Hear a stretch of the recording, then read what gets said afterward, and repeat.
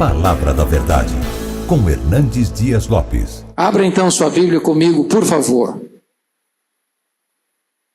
Salmo 127 e 128. Esse texto diz assim: se o Senhor não edificar a casa, em vão trabalham os que edificam. Se o Senhor não guardar a cidade, em vão vigia a sentinela. Inútil vos será levantar de madrugada, repousar tarde, comer o pão que penosamente granjeastes. Aos seus amados ele os dá enquanto dormem. Herança do Senhor são os filhos, o fruto do ventre seu galardão. Como flechas na mão do guerreiro, assim os filhos da mocidade. Feliz o homem que enche deles a sua aljava, não será envergonhado quando pleitear com o inimigo à porta. Bem-aventurado aquele que teme ao Senhor e anda nos seus caminhos. Do trabalho de tuas mãos comerás, feliz serás e tudo te irá bem. Tua esposa no interior da tua casa será como a videira frutífera, teus filhos como rebentos da oliveira à roda da tua mesa. Eis como será abençoado o homem que teme ao Senhor. O Senhor te abençoe desde Sião, para que vejas a prosperidade de Jerusalém durante os dias de tua vida. Veja os filhos de teus filhos, paz sobre Israel. Amém. Irmãos queridos, esses dois salmos devem estar conectados. Eles são uma sequência lógica. E esses dois salmos retratam as fases da família. Se você notar, versículo 1 e 2 do Salmo 127, fala do começo da família, do casamento. Versículos 3 a 5 fala da chegada dos filhos, quando os filhos nascem, uma nova fase da família. Depois do Salmo 128, versos de 1 a 4, fala dos filhos agora criados, crescidos, já grandes, a família já feita, e essa família ao redor de uma mesa. E a última fase da família, versos 5 e 6 do Salmo 128, é a chegada dos netos. É a outra geração que surge. Então vamos dar uma olhadinha nessas 4 fases, porque nós estamos numa fase ou noutra. Numa fase ou noutra. Então vamos, em primeiro lugar, ver a formação da família. Se o Senhor não edificar a casa, em vão trabalham os que edificam. Aqui o primeiro princípio é o seguinte: ninguém se casa bem se não se casa no Senhor. A maior necessidade de uma família, irmãos, não é ter uma casa bonita, um carro novo, um bom salário. Isso é bênção de Deus. Mas você pode ter tudo isso, e se não tiver Deus, não tem nada feito. A casa vai ficar vazia. Construir o casamento sobre o alicerce que é Deus, é construir uma família sólida. Essa casa que é edificada sobre Deus, suporta chuva no telhado, suporta vento na parede, suporta rio no alicerce. Essa casa não cai. Mas a casa que é construída sobre dinheiro, sobre sucesso, sobre beleza, sobre fama, sobre glórias humanas, não suporta as tempestades. É por isso que você vê tantos casamentos que começam e terminam. É por isso que você vê que hoje cerca de 50% dos casamentos que começam no altar terminam no tribunal de divórcio. É por isso que você vê tantos casais que fazem juras de amor no altar, traindo um ao outro. E o ministro da Saúde do Brasil disse que, no ano passado, que mais de 40% da população brasileira tem até 10 parceiros sexuais. Isso é um colapso. Isso é um caos. Por quê? Porque esse casamento não foi construído sobre a rocha. Porque esse casamento não foi edificado sobre Deus. Então, a maior necessidade de um casal é da presença de Deus. E eu não sei como é que você tem feito na sua casa, mas eu encorajo você a orar com a sua esposa, orar com o seu marido. Casal que ora junto, enfrenta a luta junto e vence junto. O elo de ligação da nossa casa tem que ser Deus, irmãos. O princípio que deve reger a nossa casa deve ser a palavra de Deus. Então restabeleça o culto doméstico na sua casa. Levante o altar da oração na sua casa. Põe as coisas em ordem na sua casa, mas coloque Deus no centro, coloque Deus no alicerce, coloque Deus como fundamento. Porque se o Senhor não edificar a casa, seu trabalho vai ser vão. Você vai construir para o nada. Você vai edificar para o desastre. Tudo que você vai juntar não vai fazer sentido para você, não vai preencher o vazio do seu coração, e você vai ficar vulnerável, como uma casa construída sobre areia. Agora notem comigo o verso 2. Eu acho esse verso 2 tão fantástico, porque todos os casais, quando se casam, querem construir o seu pé de meia. Pensam em ter uma casa melhor, pensam em ter um salário melhor, pensam em ter uma condição financeira melhor, pensam em dar uma melhor condição para os seus filhos. E o trabalho é uma bênção. Trabalhar é um privilégio. Mas note isso. Se você trabalhar, sem entender as prioridades de Deus, você vai trabalhar demais, vai levantar de madrugada, vai dormir tarde, vai comer apressadamente a sua refeição, e no final não vai valer nada. Eu me lembro de um casal que chegou no meu gabinete e disse assim: pastor Hernandes, nós estamos nos separando depois de 15 anos de casamento. Eu perguntei: mas por que vocês estão se separando? E eles me disseram assim: é que quando nós nos casamos, nós tomamos uma decisão. Vamos fazer o nosso pé de meia. Vamos trabalhar ao máximo quando somos jovens, para que quando a gente ficar mais um pouquinho maduro, a gente tenha uma condição financeira boa. A gente tenha uma boa estrutura para os filhos. Sabe o que eles fizeram? A mulher trabalhava das 7 da manhã às 3 da tarde. O homem trabalhava das 2 da tarde às 11 horas da noite. 15 anos. Depois de 15 anos, um olhou para o outro e perguntou assim: mas quem é você? A voz que cada um ouvia não era do cônjuge. O semblante que cada um via não era do cônjuge. O cheiro que cada um sentia não era do cônjuge. Depois de 15 anos, descobriram que estavam dormindo com um estranho, para não dizer que já estavam dormindo com o inimigo. O casamento acabou. Porque colocaram trabalho no lugar de relacionamento. Colocaram dinheiro no lugar de Deus. Então note isso. O dinheiro é bom, o dinheiro não é ruim não. O amor do dinheiro que é problema. O trabalho é ruim, não, o trabalho é uma bênção. Mas não põe o trabalho no lugar de Deus, não, que dá errado. Não põe o trabalho no lugar de relacionamento, que dá errado. Olha o que está escrito no versículo 2: inútil vos será levantar de madrugada, repousar tarde, dormir pouco, comer o pão que penosamente vocês ganharam, se vocês não colocam Deus em primeiro lugar. Aos seus amados Deus os dá enquanto dormem. Deixa eu dizer uma frase aqui que eu gostaria que você guardasse. Quando você cuida das coisas de Deus, Deus cuida das suas coisas.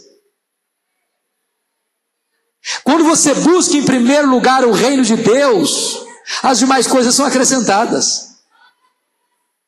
Quando você dá prioridade àquilo que é prioridade para Deus, Deus sabe qual é a sua necessidade, Deus sabe o que você precisa, Deus sabe o que a sua casa precisa.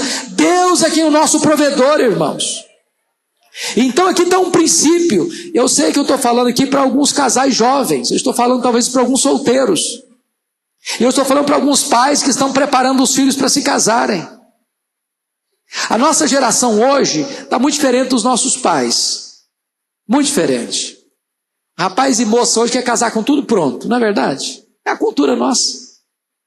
Aí casa tarde, com 30, com 35 anos, que enquanto não tem um apartamento, enquanto não tem isso, enquanto não tem mobília em casa, enquanto tem tudo pronto, não quer casar. Quando eu casei, eu tinha muito amor no coração e sonho para dar. Não tinha nada, tinha um carro velho. Carro velho. Pela graça de Deus, estamos aí vivos, sobrevivemos, 28 anos de casado, Deus nos deu mais do que nós precisamos. Sabe por quê? Que quando você busca as coisas de Deus, Deus cuida das suas coisas. Então ponha Deus em primeiro lugar. Se você botar coisa em primeiro lugar, você vai ter coisas, e as coisas não vão satisfazer você. Você vai ter uma casa bonita, chegar em casa, vai ter um vazio na alma. Deus precisa ocupar o primeiro lugar na sua vida, Deus precisa ser o fundamento da sua família. Aí vem a segunda fase do casamento, segunda fase da família. Confira comigo a partir do verso 3. Herança do Senhor são os filhos, o fruto do ventre o seu galardão. Hoje tem alguns casais que não querem ter filhos, porque filho dá trabalho. Há poucos dias uma pessoa dizia: eu quero curtir minha vida de casado, quero sair com a minha esposa, quero passear, quero ir para um restaurante, não quero ver menino chorando no meu ouvido, quero passar a noite sem dormir. Ok, mas você vai ficar velho. E a velhice na solidão não é fácil não. Eu cheguei essa noite de Natal, eu não dormi essa noite, vim direto. E eu cheguei lá em Natal, fui visitar um lar de idosos evangélicos. Ô, irmãos, me deu uma tristeza tão grande de ver alguns velhinhos lá, em cima de uma cama, não tem um filho para cuidar. Não tem um filho para cuidar. Não tem um filho para abraçar. Não tem um filho para dar um beijo no rosto. A velhice na solidão é uma coisa difícil. Então, filho, é uma bênção, dá trabalho, dá trabalho. Você não quer ter trabalho, então é melhor não casar mesmo, não. Casamento dá trabalho, marido dá trabalho. Acho que dá mais trabalho que esposa. Mas é uma bênção o casamento. Filho dá trabalho, mas é uma bênção. Mais ainda, filho é herança de Deus. A herança de Deus não é a sua casa, não. A herança de Deus não é o seu carro, não. A herança de Deus é seu filho, é a sua filha. Porque às vezes hoje a nossa geração valoriza mais coisas do que pessoas. Dá mais valor a um carro, lustra mais o carro do que os relacionamentos. Eu vi uma história há poucos dias que me chocou e até chorei de emoção ao ver aquela história. Um casal tinha um filho de 7 anos, 5 anos melhor dizendo, comprou o carro dos sonhos. Conhece esse negócio de casal comprar carro dos sonhos? Pois compraram o carro dos sonhos. O modelo que queriam, a cor que queriam, o ano que queriam, novinho. Botaram na garagem, felizes da vida. Aí o menino, tadinho, de 5 anos, olhou para aquele carro, aquela tinta bonita, esmaltada, e pensou: que legal, achou um painel para fazer meus desenhos. Pegou um prego, começou a desenhar. Que legal, fez um monte de desenho no carro, riscou o carro todo. Quando o pai chegou e viu a cena, ele ficou possesso de raiva. Sabe o que é ficar possesso de raiva? Ele ficou assim, pegou o menino, começou a bater no menino, pegou a mãozinha no menino, bate, descontrolado. Quanto mais batia, mais vontade de bater tinha. Quando ele parou, o menino estava ensanguentado. Começou a romper as veias, os vasos sanguíneos da mão. Tiveram que correr para o menino para o hospital. Quando chegaram lá, o médico disse: não tem mais jeito não. Tem que amputar. Não tem jeito. Tem que amputar. No dia seguinte, um coração arrebentado, aquele pai foi para o hospital. E quando chegou lá, o menino de 5 anos levantou os cotoquinhos de mão, sem mão já, e disse: papai, nunca mais eu vou riscar o seu carro. Nunca mais vou riscar o seu carro. E aquele pai entrou em desespero. Em desespero. Sabe por quê? Porque colocou coisas no lugar de gente. Gente vale mais do que coisas.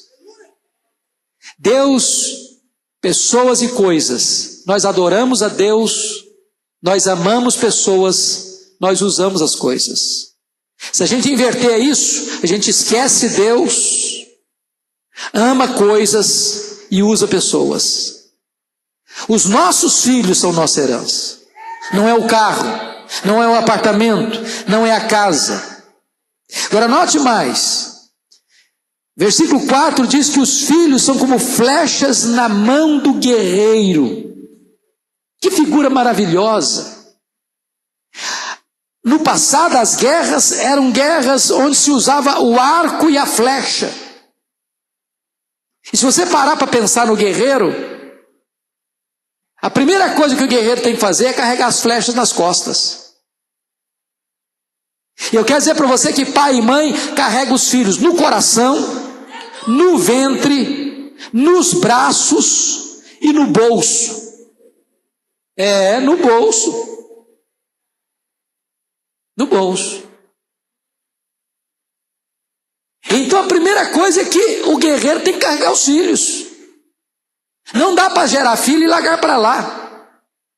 Não dá para gerar filho e abandonar. Não dá para gerar filho e jogá-los à sua própria sorte.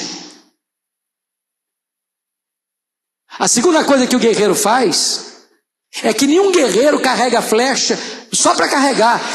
O propósito do guerreiro é lançar a flecha. Lançar a flecha. Mas guerreiro não joga flecha fora. Guerreiro joga flecha para longe.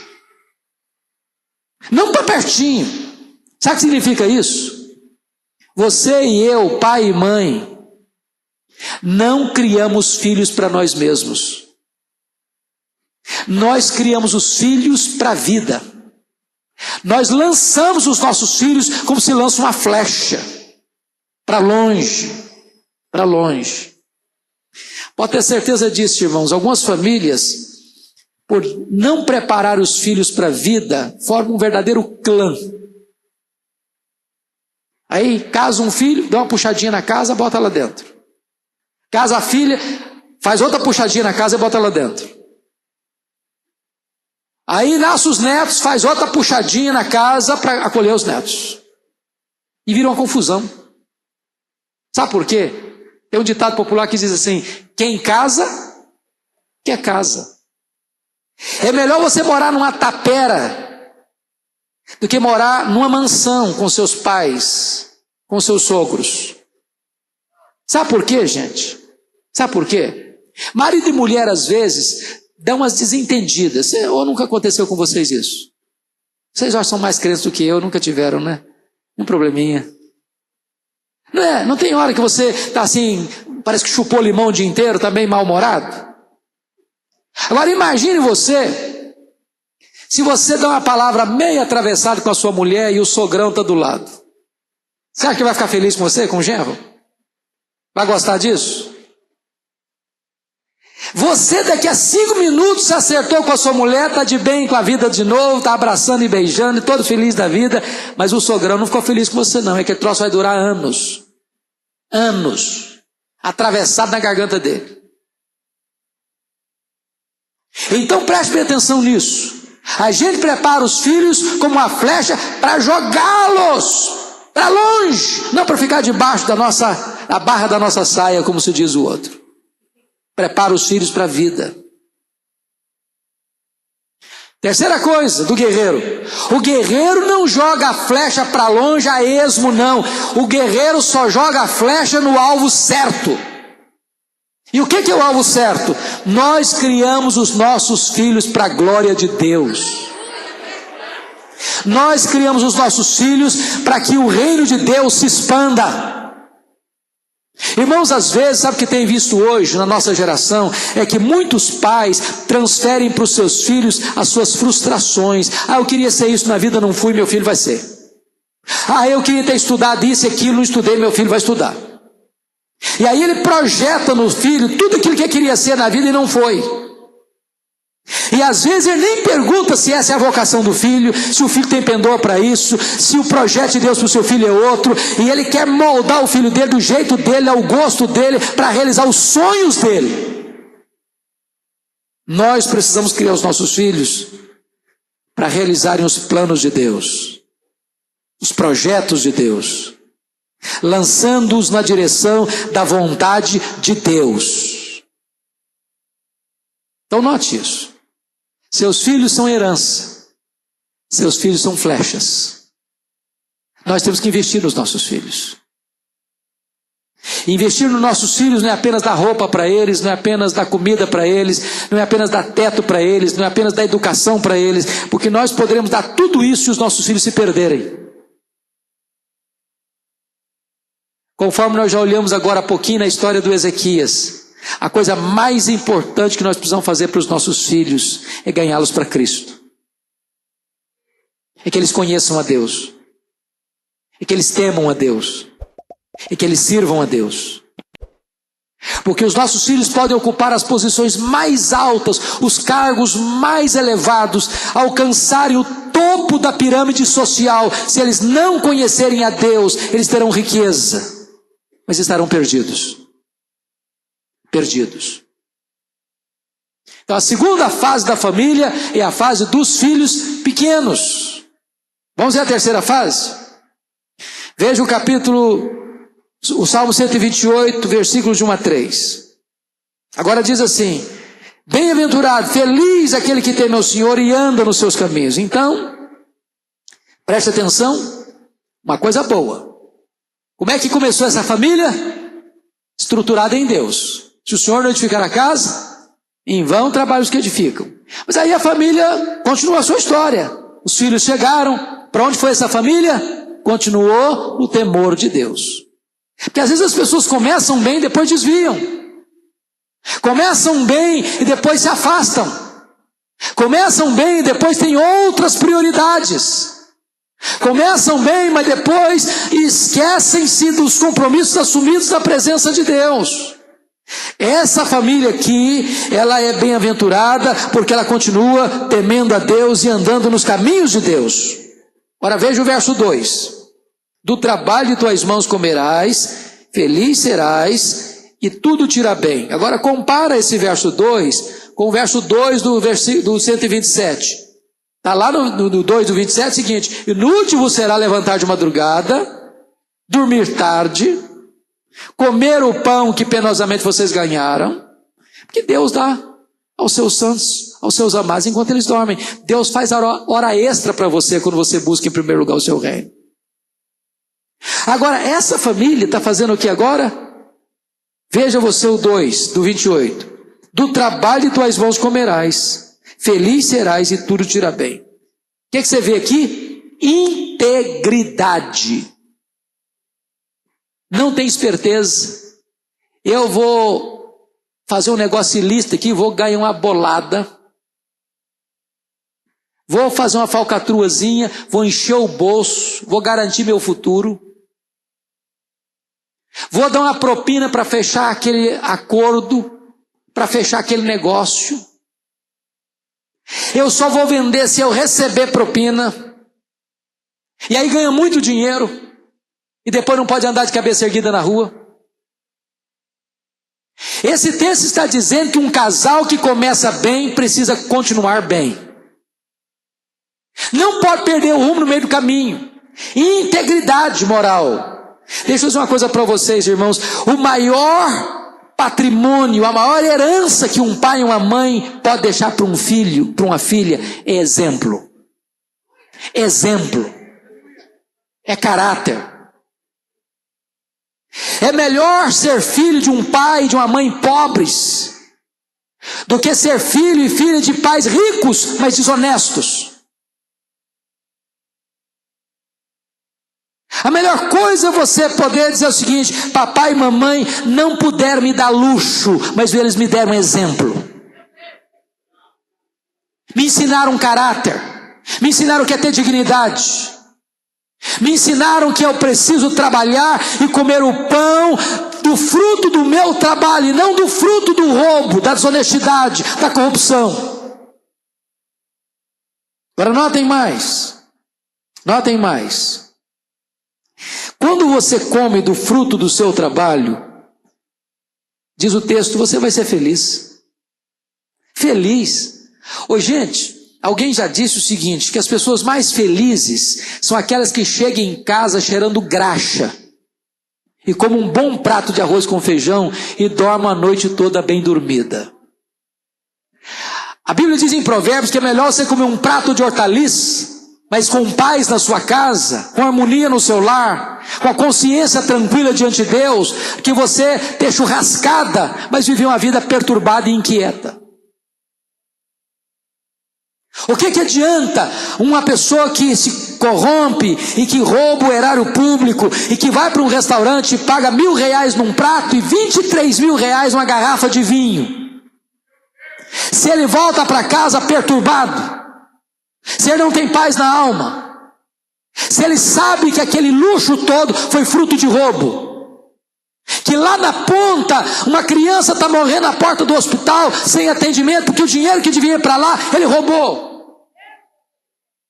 Então é melhor chegar em casa e comer um prato de arroz com feijão, saber, isso aqui foi Deus que me deu, foi fruto do meu trabalho e eu tenho dignidade para tomar essa refeição e dormir em paz.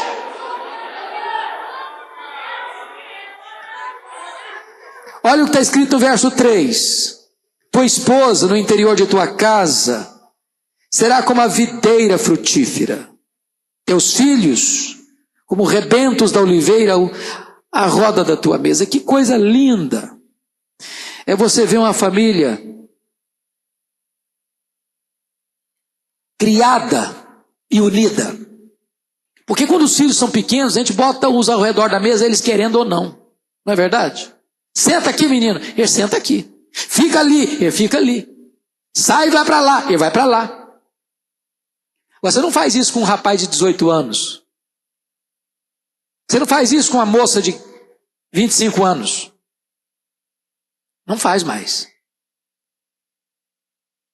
Então, para você ter uma família unida, depois de adultos, você precisa ter investido lá na infância. Lá na infância. Há um princípio, irmãos. Quando os filhos são pequenos, eles querem ficar com os pais. Quando os filhos crescem, os pais querem ficar com os filhos. O elo de ligação de uma família é a mãe. Você quer ver um exemplo? Quando morre a mulher primeiro e o homem fica viúvo, dificilmente esse homem consegue manter a família unida. Dificilmente. Primeira coisa é que ele não consegue ficar sozinho. O homem não sabe se virar. O homem é um bicho encrencado. É casa de novo. Aí cria duas famílias, uma para lá, outra para cá. E ele luta, mas não consegue manter a unidade. Quando morre o homem primeiro, a mulher, a viúva fica. Ela junta todo mundo debaixo das suas asas. Consegue manter a unidade da casa. Consegue manter a unidade da família. Eu me lembro quando a minha mãe faleceu, eu já era viúva. Eu fiquei alguns meses indo para lá, desculpa da expressão, mas era igual um cachorro que cai da mudança. Eu estava cá perdido, ia para lá, para cá, para lá, para cá, eu não tinha referência. Não sabia para onde eu ia. Cá perdido. A mãe tem essa capacidade de costurar a unidade. Os filhos ao redor da mesa, a mãe ali, presente, amiga, conselheira, intercessora, elo de ligação, elo de união. Então, mulher, entenda esse papel importante que Deus lhe deu. Entenda, mãe, esse papel importante que Deus lhe deu. Invista na harmonia, na unidade da sua casa. E aí, se você perceber, o texto termina nessa fase dos filhos adultos com uma exclamação: eis como será abençoado o homem que teme ao Senhor. Como assim eis como será abençoado? O que está acontecendo nessa casa? Primeiro, trabalho, honestidade, felicidade, harmonia, relacionamento gostoso entre os membros da família. Você quer uma coisa melhor que isso?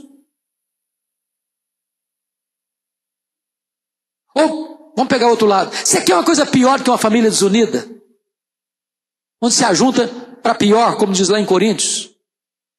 Onde está junto, está brigando. Igual porco espinho. Se encostar um no outro, espeta. Que bênção é você chegar numa casa e ver as pessoas da família unidas. Irmãos se abraçando. Pai e mãe abraçando filhos. Filhos abraçando pais. Talvez pegando aquela cultura antiga dos nossos pais, um filho chegar até hoje, barba na cara, dizer: bênção pai, bênção mãe. É bonito isso. Alguém diz, é cafona. Não importa se é cafona, é bom, é importante.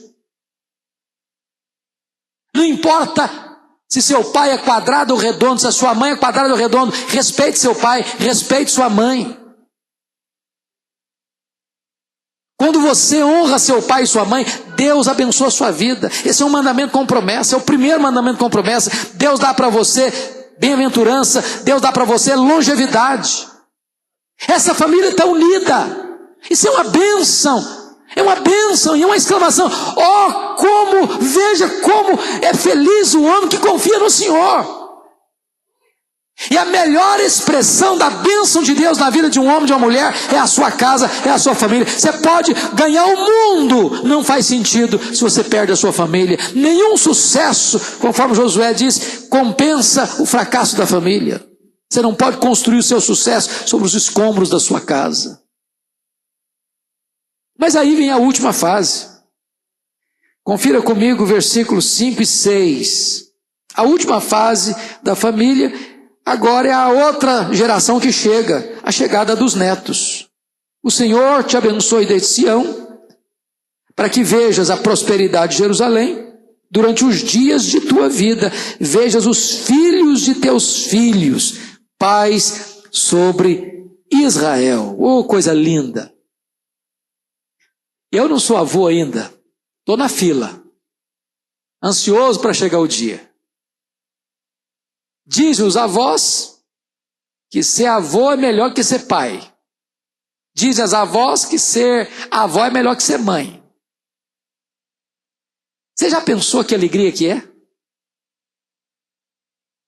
Você perceber que a sua descendência está se prolongando na terra? Que a sua geração não vai ser cortada como a geração de Ezequias foi cortada? De você saber que os seus filhos geraram filhos, e que os filhos de seus filhos vão gerar mais filhos, e que Deus vai perpetuar sua memória e sua geração na história? E de você poder agora, como Abraão, ter o compromisso de que as futuras gerações vão conhecer a Deus, e você vê seu neto e talvez amanhã seu até bisneto, e você saudar de longe a promessa. Eu sei que Deus é fiel e Deus vai cumprir a promessa, e a minha geração vai ser bem-aventurada na terra, porque Deus prometeu de abençoar até 1000 gerações daqueles que o amam. Que privilégio, irmãos, é ter uma família, é constituir uma família, é criar uma família aos pés de Deus, é entender que Deus tem que vir primeiro, que o reino de Deus tem que vir primeiro, e que Deus é quem nos dá prosperidade, é Deus quem adestra as nossas mãos para adquirirmos riqueza. E quando você cuida das coisas de Deus, Deus cuida das suas coisas, e aí os filhos nascem e você investe neles, eles são herança de Deus, você os prepara para a vida, e quando você os prepara para a vida, eles estão grandes, mas estão unidos em casa, eles são amigos, eles são companheiros, a mãe está junto, o pai está junto, ele é feliz, ele é bem-aventurado. E agora vem os netos, e os netos vão prosseguir nessa mesma pegada, nessa mesma jornada de conhecer a Deus e de tornar Deus conhecido. Que bênção, que bênção.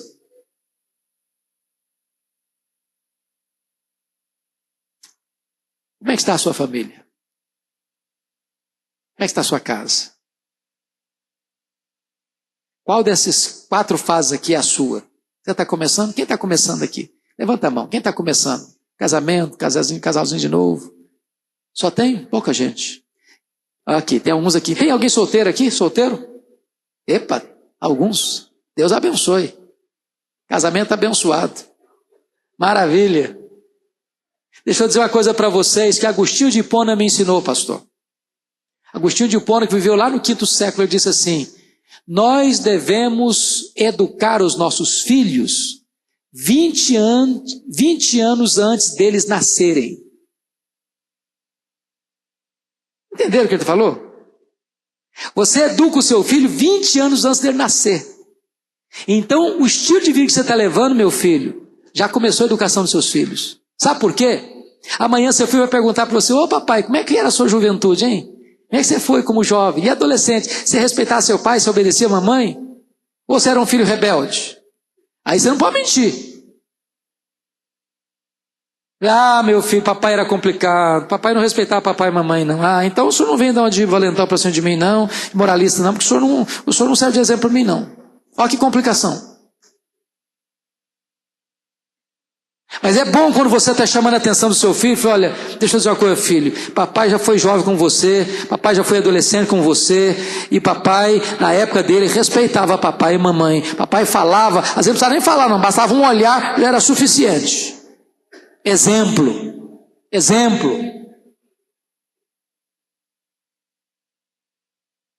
Quem está na segunda fase aqui, filhos pequenos em casa? Quem está? Levanta a mão. Ok, bastante gente. Entenda isso, seus filhos são herança de Deus, cuida deles. Herança de Deus, o maior presente de Deus para vocês. Prepara os seus filhos para a vida, para andar com Deus. Não tente criar seus filhos para vocês, não. Não faça da casa de vocês um clã. Vai virar uma confusão depois. Prepare os seus filhos para eles serem lançados para atender o projeto de Deus. Quem tem filhos grandes, adultos aqui? Levanta a mão. Filhos adultos. Ok. E aí, tá tudo bem lá em casa? São amigos? São unidos? Dá para sentar ao redor da mesa sem sair uma briga? Dá para comer uma macarronada no domingo e todo mundo feliz?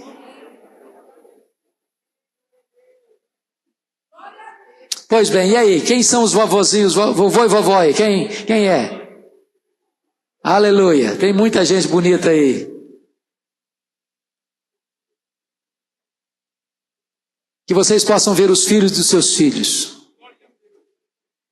Que vocês possam ver os seus netos sendo instrumentos de Deus para construir a nossa sociedade, levantar os muros da nossa geração. Que a nossa descendência seja bem-aventurada na terra. Que Deus abençoe as famílias aqui. Sua família é muito preciosa. Valorize sua família.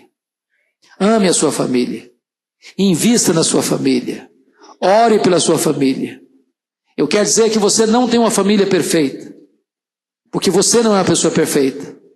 Você não teve pais perfeitos. Você não se casou com uma pessoa perfeita. Você não tem filhos perfeitos. Mas a sua família é o maior tesouro que você tem. Invista na sua família. Não abra mão da sua família. Dê o melhor que você tem para a sua família. E Deus vai honrar você. E você vai ser bem-aventurado na terra. Deus abençoe vocês.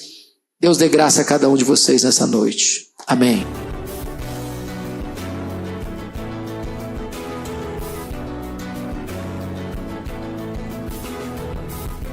Palavra da Verdade, com Hernandes Dias Lopes.